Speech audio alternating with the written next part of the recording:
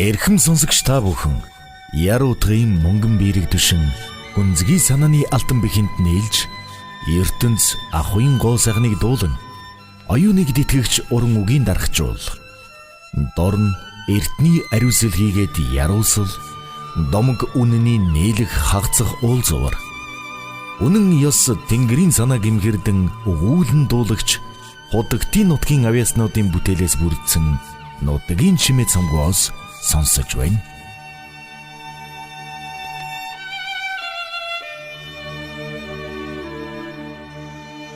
Монголын зохиолчдын эвлэлийн шагналд Ловсон Шүлтмийн Эрдэнэбат. Цасан цагаан хулан.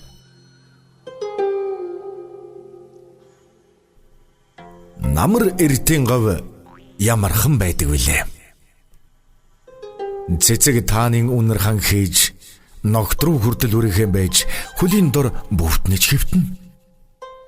Зээр хулан сүлжилдэн давхиад бутан дургасан харамг жимс хөхөрч улаарч харагдаад арааны шүүс гоожуулах нь янзтай. Чавхтан уралдах гөрвөл тонгочин гүйлдэх хулган зурм баглагар саглагар харган будраган жирэлсэн жирвнэх зэрэглээ. Гав үнэхээр үзгэлэнтэй. Энэ үзгэлэнг мэдрэх хүрээд их урдан асалж хоргодож амьдрмаар. Ийн элдвийг бодон үдийн наранд үргэлэн мансууран явсан би хашаатын говийн зах руу орж ирлээ гэх хөлсний жолоочийн хэхэргэн дуунаар цочисхийн ийш тийш харав. Загийн шивэлсэн энэ хэсэгхэн нутаг ихэмсэг байгалийн сүрхүч далдын эд шид зүн совин үлгэр домог ад ёрыг хадгалсан бэшрэл хүндэтгэлд шүтэн газар байсан гэж нутгийн бурлууд дурсан. Өргөшөө уртаашаа 5-6 километр үргэлжилдэг энэ загийн ог ёстой жинхэнэ Диваачин гэж нэрлэдэг байж.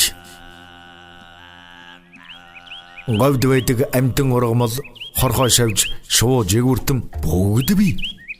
Хар сүлд цагилж цагаан зээр бүгэрч хулан ундаалж бүргэд тас тэнгэрт нь эргэлддэг байсан гэлцэн. Хашаатын говьд ганц цагаан хулан өдрийн одчиг үе үехэн гялалзаж харагдах болжээ. Яагаад ижил зүргээс нь цойгорч тасарсан?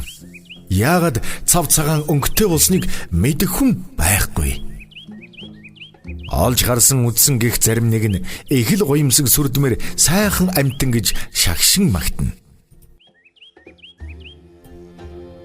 Тэрч байтугай шөнөөр гэрэл зацруулан солонго татуулан тавхдаг гэж даваадуулхан чи нөхөнд.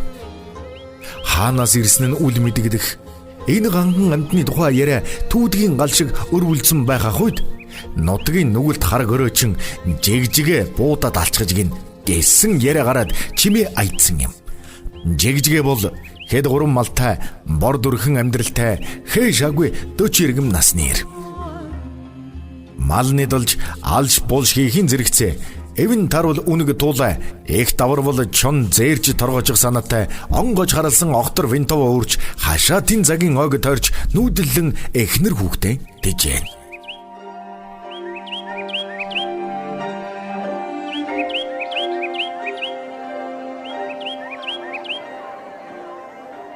Дэлхийн дан эд дундаа үе төмөн хүний амир стэж аюул нүүрэлсэн 40 донд монголчууд алил өнгөтэй өдтөгөн орос ах нартай өгч бэлгэлийн цуваг таслахгүй төлөө зүтгэж зүдэрсэн цаг.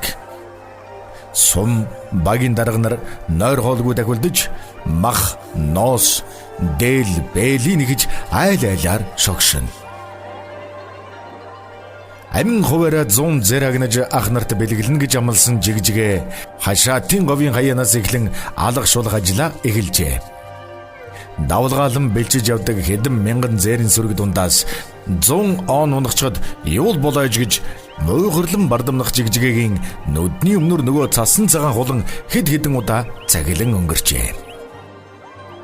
Байгаль ихэн сонин содон урлал гэмээр энэ амьтныг агнчвал хамаг ажил нь бүдэг юм шиг хүсэл мөрөөдөл нь биелэх юм шиг их ол зомог олох юм шиг санагдаад байлгаж суулахгүй юм гэж жигжигэ бэтүүхэн өглөнө. Ямар эзэн татхаараа энэ амьтан манай энд ирж яахаараа миний муу огтор хар бууны овооны хараанд тордог вүлээ. Шүн зүүдлэгдэж өдөр чинь нүдний үзүүрт гэлтганаад байх юм гэж ундууцсан. Миний л ганцгийг мэлах амьтан юм байлгүй гин. Цагаан хулан арайч майхан руу шагаахгүй юм. Өглөө эртээр эсвэл өдөж бүрий тасархын алдад цагийн ой захад сүйтгэл зогсож харагдана. Жигжигэ нэгэн ийм тохиолыг хүлээн үдшин гэгээ холдохын үеийг тааруулан отож гитэж байгаад нөгөө цасан цагаан хуланг буудчихав. Буу тас гэж сум шүнгэнэн эсгэрч гаслан уулга алдвуу гэмээр элэг эмтрэм хачин эвгүй чимээ гарган тонгочин эргэцнээ унаадаг. Цагаан хулан сум яг хулгинд нь зогдөжээ. Энэ явдлаас хойш бараг олон жил өнгөрчээ. Хашаатын говийн цаг өтгөрсөнгүй харин шингэрч энэ хавийн газар халзарч холзорч хожуул хогоор дүүрч гинэ. Аратан жигүүртэн зайлж хулжин одоод эл хул эзэгнэн.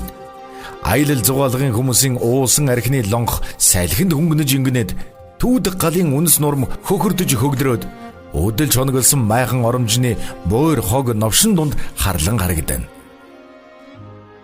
Цасан цагаан хуланг буудсны дараа жил их зуд болж уруудсан малынхаа хойноос мордон ор сурггүй болсон жигжигэ осгож ам алдсан байсныг хавар болж өрөнсөн хойно эрг жалгын мухраас цогцыг нь олсноор мэдсэн гэдэг.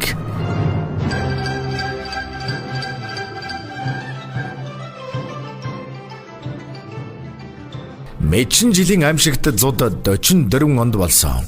Нөгөөдгөрөө чин жигжигэ бас 44 наснда осгож өөд болсныг цасан цагаан хуланг агнасны л гай гэцгээх. Ховор содон сонин сайхан амьтныг нудагтаа тогтоолгүй алж хийдсний нүглэр айгавдар зуд турхан болж буйна барах шахан шийтгэл амссан гэж нудгийн хөгшчл гаслах. Энэ гоё амьтныг хороогоогүй бол мөс цасан зуд болохгүй. Бэдэж модо барьж буйнд малаараа хороо хашаа босохгүй байж болох байсан ч юм билүү гэлцэн. Жигжигэгийн ихнэр малаа барж хотоо харлуулад сум суурин бараадсан ч удахгүй галзуурч өөд болсон. Ончирсэн хүнч ойлгохтой амьдарч чадаагүй. Айл айлд зарагдаж ганц бие хөдөө гадаа тэнэж яваад 44 настайдаа аянгад нэргүүлж өгсөн гэдэг үлээ.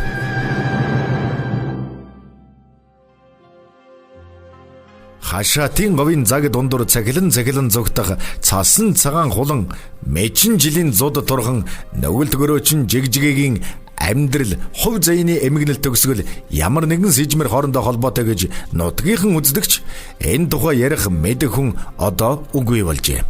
Гэвч хашаатын говийн цагийн ой өтгөрөх цаг ирэх байхаа. 80 жил өнгөрсөн ч гомдлон тайлагдаагүй байгаль ижигээл хэрхэн аргадаж тайтгаруулдаг байлээ дээ.